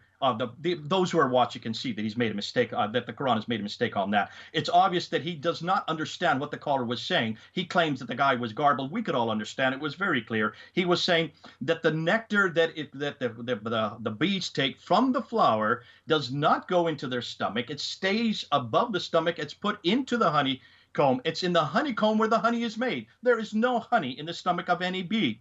Whether or not it's called a honey stomach is superfluous. That's another mistake that the Quran has made. So those are 2 mistakes already in that same reference. He has still not answered about the dark ocean. He still has not answered about the lowest land being Jerusalem. He has still not answered about the water barriers to you. But I want to say he made this claim that there is no error whatsoever. So I want to now go to Surah 21, Ayah 33, that science now proves that the sun and the moon have orbits.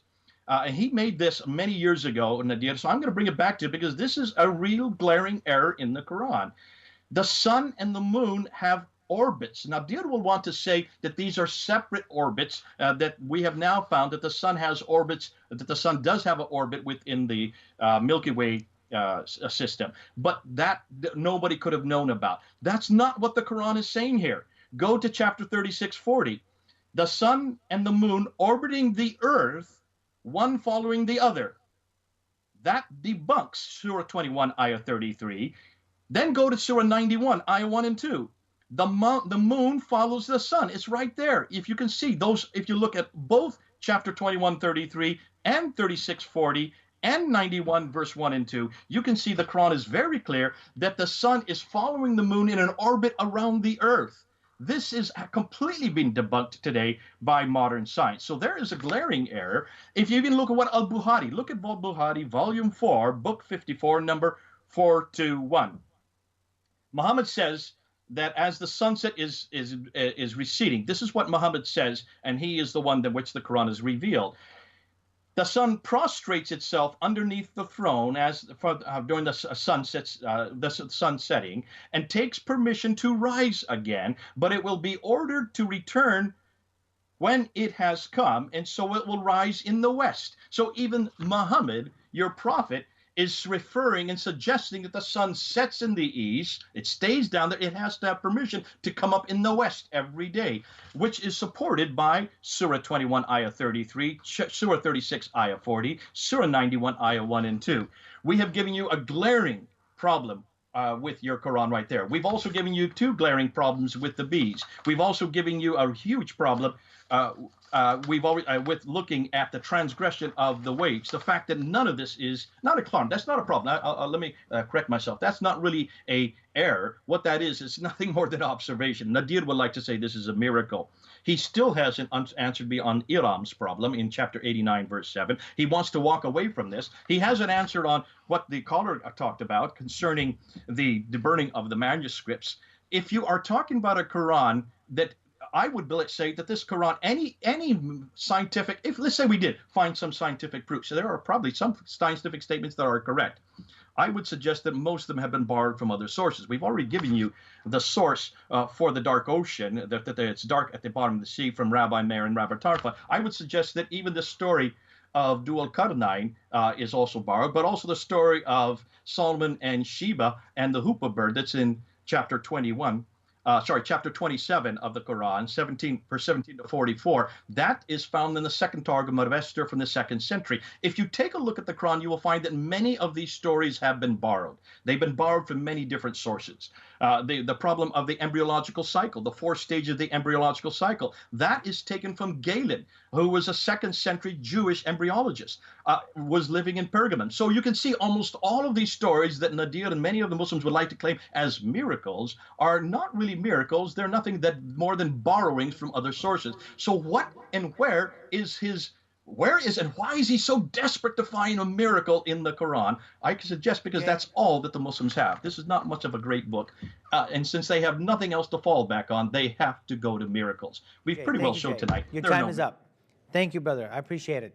All right. We want to remind our callers that our show ends at 10:30, but we decided to extend it till 10:45.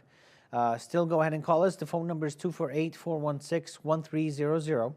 I want to address something that Nadir has said as far as the English speaking, and he's trying to correct me. Brother, I don't know how to say this nicely. I can put 10 of you in my pocket when it comes to Arabic speaking here. And I'm talking because this is my native language. This is where I grew up, born and raised in Baghdad, Iraq. When I say barzakh in the separating of the 2 seas as it is in English, this is a land barrier. Or when you quoted chapter 67 for me about these were not stars, were lamps. Let me read to you in Arabic so that you could see it. وَلَقَدْ زَيَّنَا, that means we have furnished, السَّمَاءِ الدُّنْيا, the skies, the heavens, بِمَصَابِحَ, that means with lamps. Are you trying to tell me that these are literal lamps that are sitting in the heavens? No, obviously these are stars. Obviously these are stars that give out light.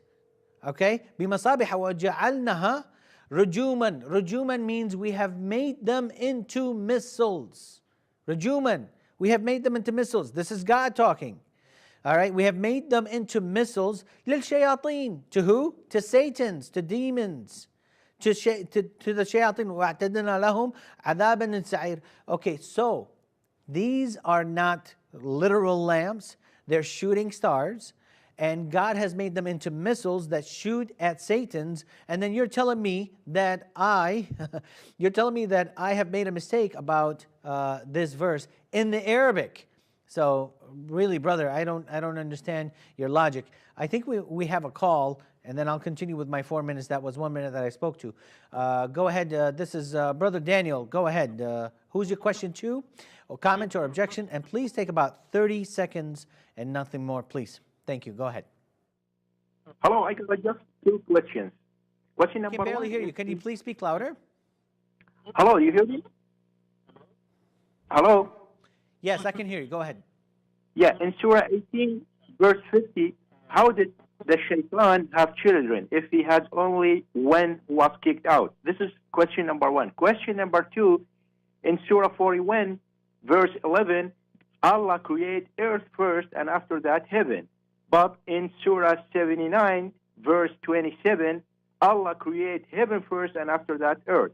So which one is created first, the heaven or the earth? Thank you. Okay, that's a lot to take in. So I'll take 1850, and the rest, maybe Brother Nadir and Jay can take it as well. So 1850 basically says that Iblis was kicked out for not bowing down to Adam. I don't know why would God want him to bow down to Adam in the first place, but he did not bow down or prostrate himself, therefore he was kicked out. I don't know how to say this nicely, but we're going to go into the tafsir of 1850. Because we were talking about it, I had it up just from yesterday's study. Let me read this to you, and it is in Arabic, and I will explain it or translate it. Nadir, you said you speak Arabic. If we can please put them up on the screen as well. You said you speak Arabic. Correct me if I'm wrong. Stop me right away. Correct me if I'm wrong. All right? This is the tafsir al-Qurtubi for 1850. وقال مجاهد أن إبليس أدخل فرجه. What does that mean? أن إبليس, that means this is the name for shaitan. أدخل فرجه, that means he went into himself sexually. This is Satan. He went into himself sexually. في فرج نفسه, in himself. فبعد خمس بيضات. So Satan here had sex with himself, and he laid 5 eggs. Okay? فهذا أصل دريته or ثرياته. هذا أصل ثرياته, that means this is the beginning. This is how it originated. What that caller was saying is, how did Satan become more Satans or more shaitans? Because he was the only one kicked out. فهذا أصل ذريته. وقيل إن الله تعالى خلق له, that means, and say, this God Almighty, He made for Himself في خد اليمنى ذكرى. في خد اليمنى ذكران. Dhukran is a male part. So God here made for himself, for Satan, on the right thigh, a male part. This is a penis. Okay? I'm surprised that I have to say it on the show. He made for Satan, on the right leg, dhukra, وَفِي الْيُسْرَى فَرْجَهَا, and in the left thigh, he made a vagina. This is how Satan brings forth kids. He claps his legs, and he literally has sex with himself. فَهُوَ يَنْكُحُ هَذَا بِهَذَا. يَنْكُح, do you know what that word means? He has sex. And then he has sex from this and this. فَهُوَ يَنْكُحُ هَذَا بِهَذَا.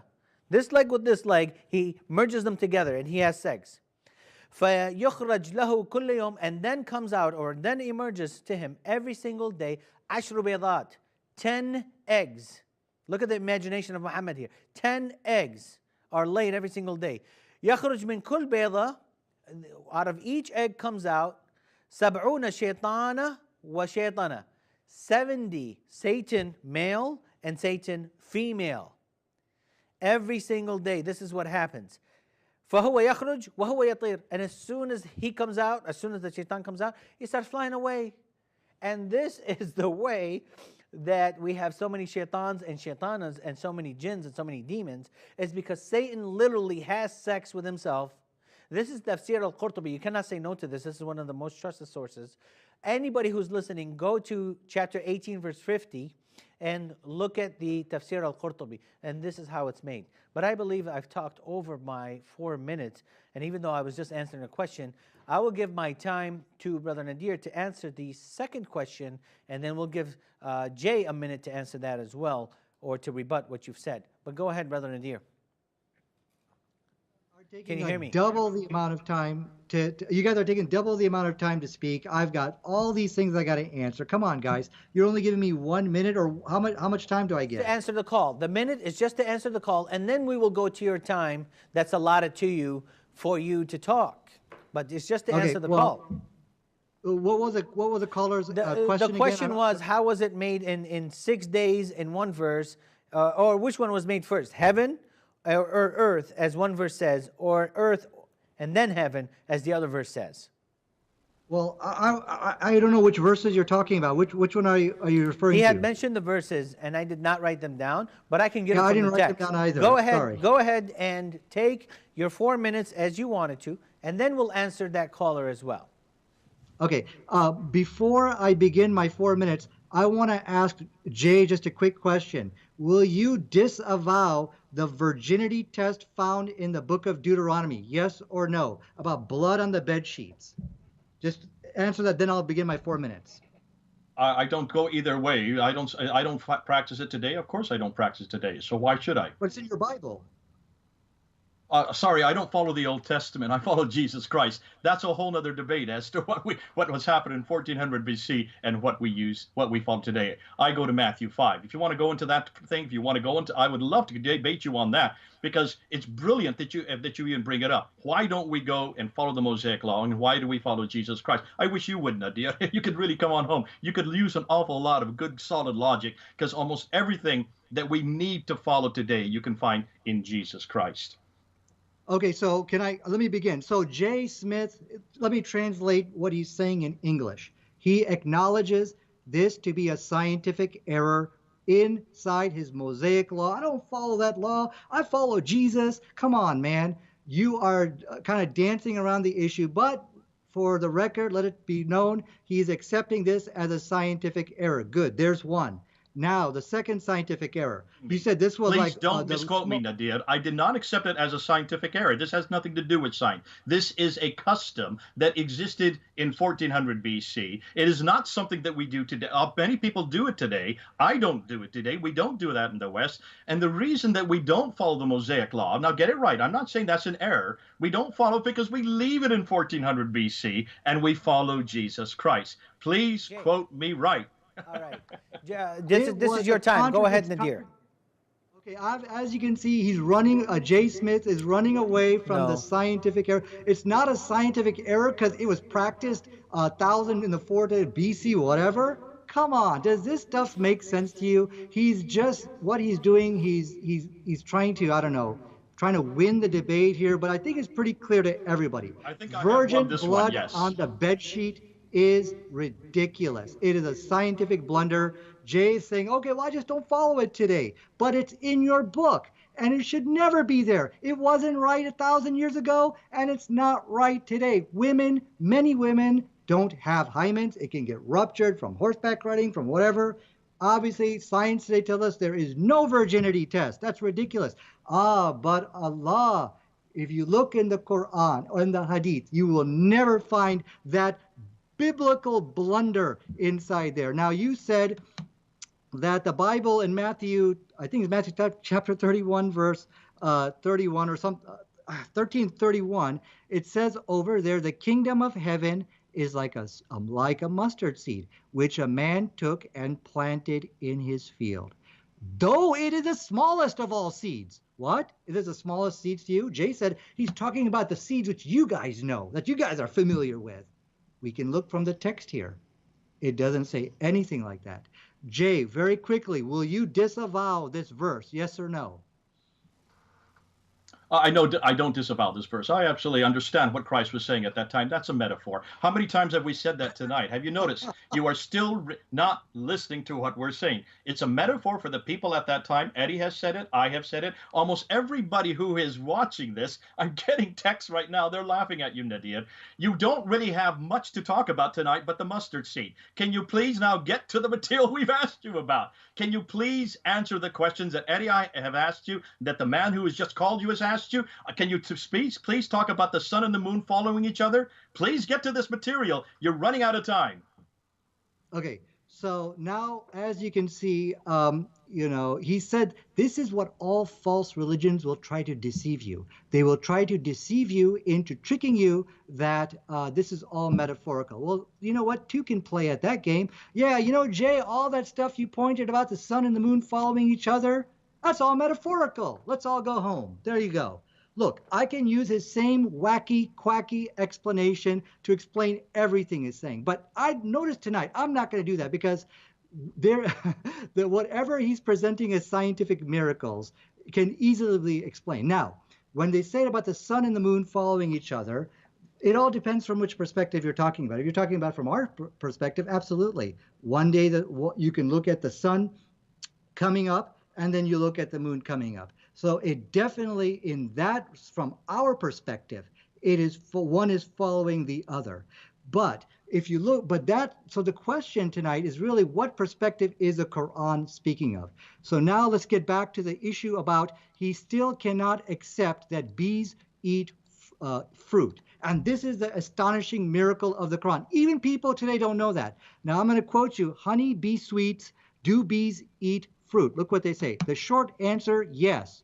Honey, bees, especially in the nectar dearth, find ripe fruit very much to their liking. End of quote. I can send you that. I also quoted him the citation that from the fruits, that the honey comes from the honey stomach. That I quoted you, The Guardian. I have my links. I can show it to you. Just read it right now.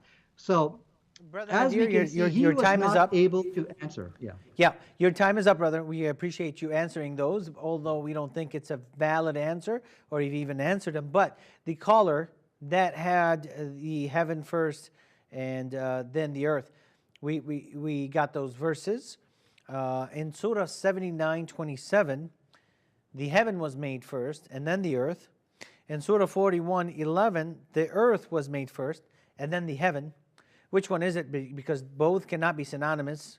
They cannot be working together with one flow. And please take 1 minute to answer that. And then we'll go to Brother Jay for his final statement, my final statement, or we'll go back to you for your final statement, and then I'll make the final statement as well. So take 1 minute to answer that, please, for the sake of time. Okay, it was Surah 41:11, and what was the other one? 79:27. 79, okay, 27. Okay, so I got 1 minute. So let me very quickly say, the Surah 41:11 says, then he directed himself to the heaven while it was smoke and said to it and to the earth. So right here we see it's not talking about which one was created first. So the whole argument falls to pieces right here. Surah 79 verse 27 says, and which of you is more difficult creation? Is heaven? Are you more difficult creation or is a heaven? Allah constructed. Where's the contradiction? I don't see anything. But contradictions in the Quran or the Bible is definitely a good topic. I think it's, is there any way you can read them in Arabic? You said you speak Arabic, because I'm reading them in Arabic and it says exactly what the caller was saying as well. But if you can read them to yourself in Arabic, because sometimes for those that don't read Arabic, their Arabic is funny when they read the Quran, or maybe sometimes misleading, and I don't want you to be embarrassed by any chance there. So go ahead and read them to yourself in Arabic. We will go to Brother Jay for 4 minutes, his final statement, and then we'll come back to you. We'll give you 4 minutes to prepare an answer for that, and then you can answer it in 1 minute, and then take 4 minutes for your final statement. Dr. Jay? I do not want to have, sorry, Eddie, I'm not going to do a final statement, then have him do after me. I'm sorry, if you could have him do his final statement, then I will end with the final statement. All right, go ahead. Nadir, did you want to give us a final statement? And you can look that verse up, those verses up as well, because in the Arabic, they're saying exactly what that caller was saying. Okay, so let me start my, I'm looking at it in the Arabic. There's nothing about khalaqa, which means to create. There's nothing like that in the verse. But this is off topics. Whether the Quran or the Bible contradict each other, it's a great topic. I would love to do that, but that is off topic. Really what we started to discuss here is where are the scientific errors inside the Quran. Is the Quran a scientific miracles? We went off topic on what I debated in 2008. I'm sorry, Jay, if I wasn't able to answer your question, but as you can see, I had my plate full here to answer everything, and you guys almost had double time than what I had. But anyways, so we learned a lot today. We learned a lot from the Quran. Bees eat fruit. Go ahead and Google it. Do bees eat fruit? We learned that that honey comes from the stomach of the bee. We learned that today. This is stuff which people even in today's world don't know. Now, I've presented my references to Jay. He just kept denying them. Well, I don't think it's like that. I don't think it's like that. But be rest assured, email me, na19711990@gmail.com. I can present my references to you. But you can just Google the stuff yourself. Just type bee honey stomach, and you'll get so many references for that. I've already provided my reference for that from The Guardian. So 4 scientifically correct statements, back to back. 1, 2, 3, 4. Sorry, a man in the desert 1,400 years ago cannot make those statements. Even if the stuff is observable or is mentioned in the past, if you're copying, well, then you're going to copy a lot of the blunders and the scientific errors if you're doing that. That's a very stupid thing to do. If you're doing your own research, 10-to-1 ratio of scientific errors for 1 correct statement.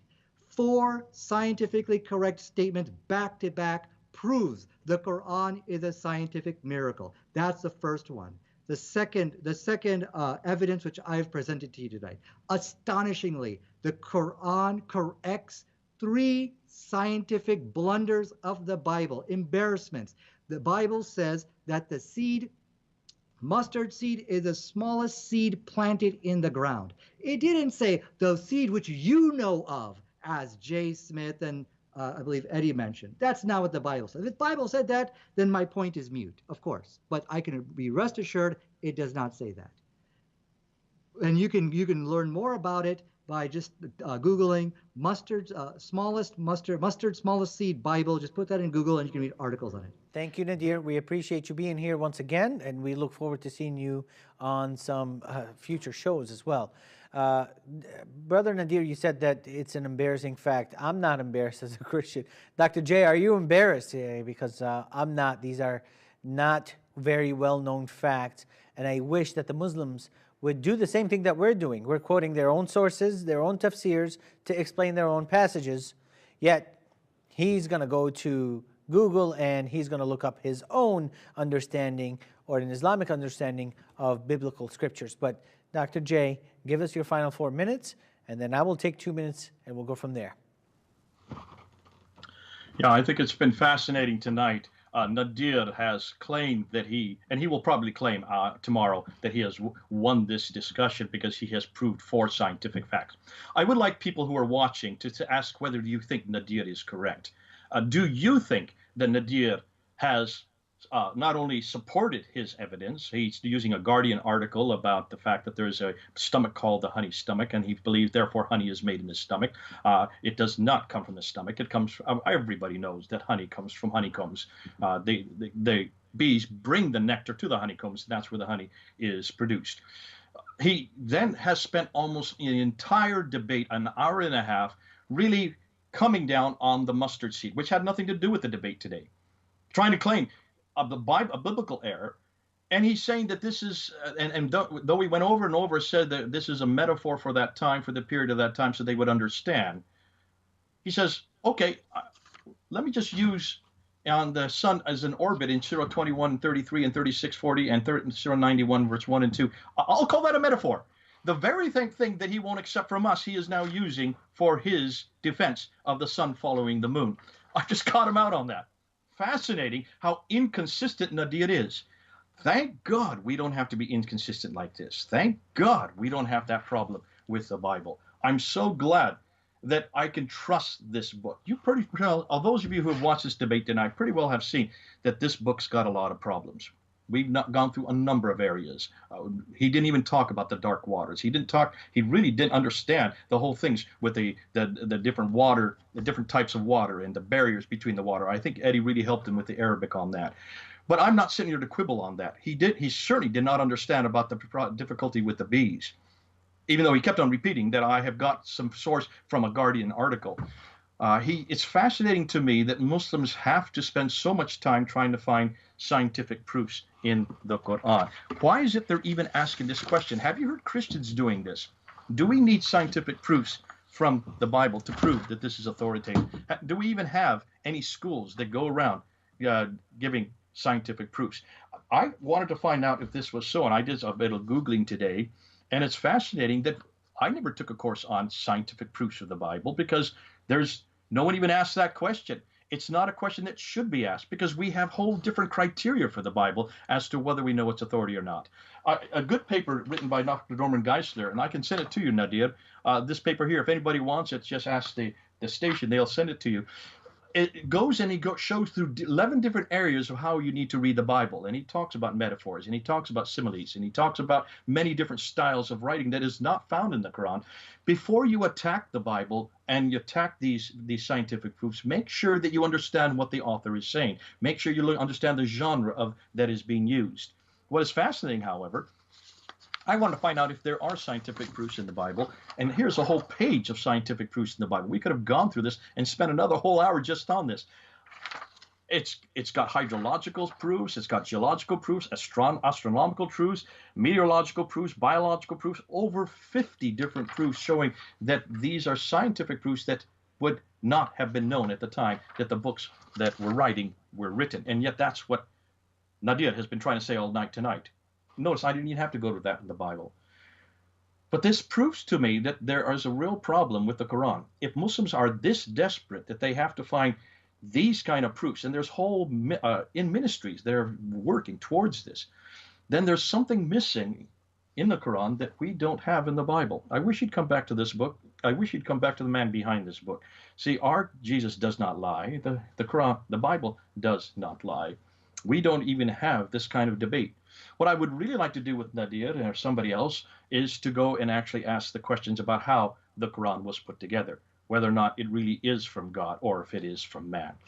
Now, I see my 4 minutes is up, and I'll stop there. It's been a good time. Thanks, Nadir. It's the first time I've met you. It's the first time I've even done a debate on this subject. Thank you for the time that you did spend. I don't think your conclusions are held by most of the people that have watched this discussion. It's been a good discussion. We've been even killed. Thanks, Eddie. You've done a great time moderating. I didn't realize you were actually going to join in this debate. I thought it was just between Nadir and myself. But nonetheless, God bless you. You're an Arabic speaker, and you know the material a lot better than we do when it comes to Arabic. Listen, it's been a great time. God bless you all.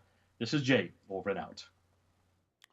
Well, thank you guys for joining us. I wanted to say that if you want to learn the Quran, please try to go to the Arabic, as a lot of Muslims will tell you, because really when you read it in the English, it is deception at its best. It has been really mistranslated. So when I went into these passages and I read in Arabic, he claims that he knows Arabic. He should have known exactly what I was talking about. So when I mentioned the shooting stars as meteorites, or the meteorites as shooting stars that are shot at Satan, I went to chapter 67, verse 5, and in the Arabic, it says exactly that.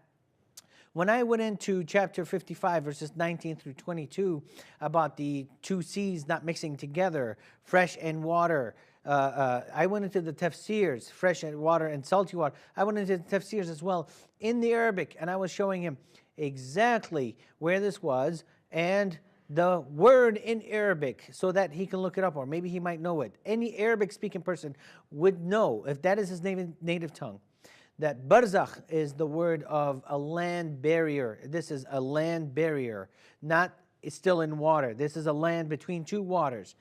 If we were to go to the understanding of how Satan and the shaitans, the demons right after him, were being brought forth to this life, it's literally Satan having sex with himself because he has a penis on the right thigh and a vagina in the left thigh, and he brings forth kids. He lays eggs every single day, 10 eggs a day, and out of each egg, 70 shaitans females and shaitanas females and shaitans males will come out. I mean, this is kind of the ridiculousness that we have to deal with. So we'll mention this to the Muslims.